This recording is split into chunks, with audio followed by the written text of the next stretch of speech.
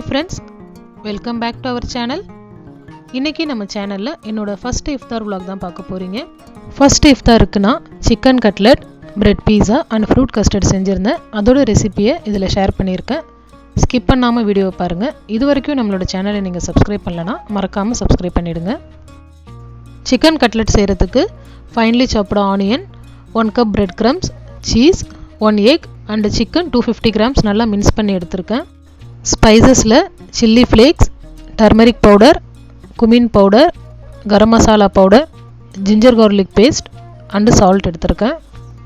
ஒரு பெரிய size potato boil பண்ணி மேஷ் பண்ணி எடுத்து வச்சுருக்கேன். ஒரு பேனில் ஆயில் ஆட் பண்ணிக்கலாம். ஆயில் ஹீட் ஆனதுக்கப்புறமா ஆனியன்ஸ் ஆட் பண்ணிக்கலாம். ஆனியன்ஸ் பிங்கிஷ் கலர் வந்ததுக்கப்புறமா ஜிஞ்சர் கார்லிக் பேஸ்ட் ஆட் பண்ணிக்கலாம். இப்போ இதை நல்லா வதக்கிக்கலாம். ஜிஞ்சர் கார்லிக் பேஸ்ட்டோட ரா ஸ்மெல் போனதுக்கப்புறமா நம்ம சிக்கன் ஆட் பண்ணிக்கலாம். சிக்கன் நல்லா இதில் நம்ம வதக்கிக்கலாம். சிக்கன் கலர் சேஞ்ச் ஆகி வரணும். இப்போது சிக்கனோட கலர் நல்லா சேஞ்ச் ஆகிடுச்சு. இப்போ இதில் சால்ட் ஆட் பண்ணிக்கலாம். தென் ஸ்பைசஸ் 1 by 1 ஆட் பண்ணிக்கலாம். Garam masala, turmeric powder, cumin powder and chilli flakes எல்லாமே ஆட் பண்ணி நல்லா மிக்ஸ் பண்ணிக்கலாம். இந்த ஸ்பைசஸோட ரா ஸ்மெல்லாம் போகணும். இதை நல்லா மிக்ஸ் பண்ணி விட்டுட்டு இதை ஒரு 10 மினிட்ஸ்க்கு நம்ம லோ ஃப்ளேமில் க்ளோஸ் பண்ணி குக் பண்ணிக்கலாம். இப்போது நல்லா குக் ஆகிடுச்சு. இதில் நம்ம ஆல்ரெடி மேஷ் பண்ணி வச்சுருந்த பொட்டேட்டோஸ் ஆட் பண்ணிக்கலாம்.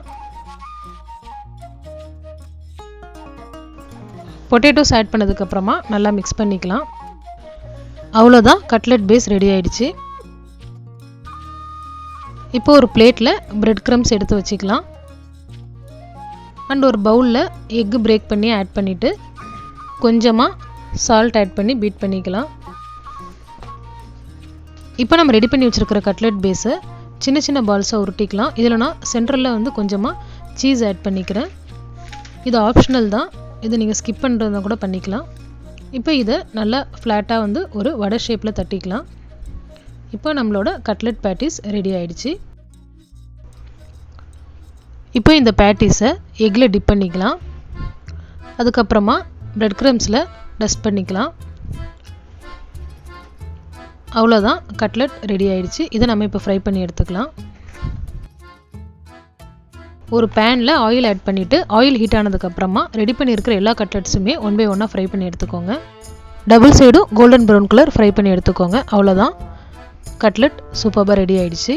இப்போது பிரெட் பீஸா எப்படி செய்கிறதுன்னு பார்க்கலாம். இந்த ரெசிபி செய்கிறதுக்கு ஆனியன், கேப்சிகம், அப்புறம் கொஞ்சமாக கார்ன் எடுத்திருக்கேன். Cheese, 2 types of sauces and bread slices எடுத்திருக்கேன். இப்போது பீஸா சாஸ் செஞ்சிடலாம். ஒரு பவுலில் 2 spoon tomato sauce and 1 spoon chilli sauce add பண்ணிவிட்டு இதில் கொஞ்சமாக ஆரிகோனோ ஸ்ப்ரிங்கிள் பண்ணி மிக்ஸ் பண்ணிக்கிறேன். அவ்வளோதான். இப்போ இந்த பேஸஸாக நம்ம ப்ரெட்டில் ஃபஸ்ட்டு அப்ளை பண்ணிக்க போகிறோம். ப்ரெட்டில் இந்த சாஸை இது மாதிரி அப்ளை பண்ணிக்கோங்க. இது நல்லா ஈவனாக ஸ்ப்ரெட் பண்ணிவிட்டு நான் ஆனியன், கேப்சிகம் அண்ட் கார்ன் எடுத்திருக்கேன். வெஜிடபிள்ஸ் உங்களோட சாய்ஸ் தான். உங்களுக்கு எந்த வெஜிடபிள்ஸ் பிடிக்குமோ அதை நீங்கள் ஆட் பண்ணிக்கலாம். இதில் நான் கொஞ்சம் ஆரிகோனோ ஸ்ப்ரிங்கிள் பண்ணிக்கிறேன்.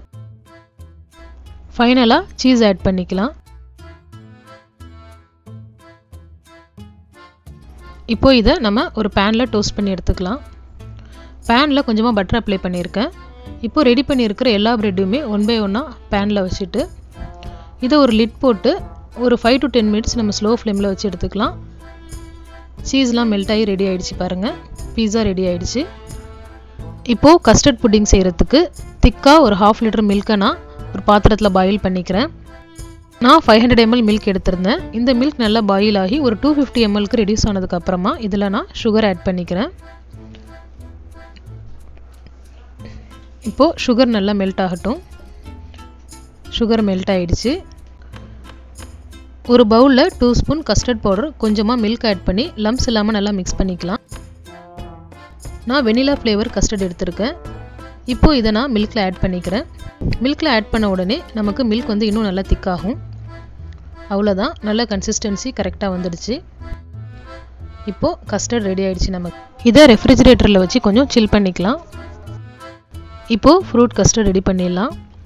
உங்கள்கிட்ட என்ன ஃப்ரூட்ஸ் இருக்கோ அந்த ஃப்ரூட்ஸை நீங்கள் இதில் ஆட் பண்ணிக்கலாம். என்கிட்ட ஆப்பிள், போமோகிரானட் அண்ட் பனானா இருந்துச்சு. ஸோ அந்த 3 ஃப்ரூட்டுமே நான் ஆட் பண்ணி இதில் கஸ்டர்ட் புட்டிங் ஆட் பண்ணி மிக்ஸ் பண்ணிக்கிட்டேன். அவ்வளோதான், ஃப்ரூட் கஸ்டர்ட் ரெடி ஆகிடுச்சு. நம்மளோட சேனலில் நிறைய இஃப்தார் ரெசிபீஸ் நான் ஆல்ரெடி அப்லோட் பண்ணியிருக்கேன். இஃப்தார் ரெசிபீஸ் பிளேலிஸ்ட்டோட லிங்க் டிஸ்கிரிப்ஷனில் கொடுக்குறேன், செக் பண்ணி பார்த்துக்கோங்க.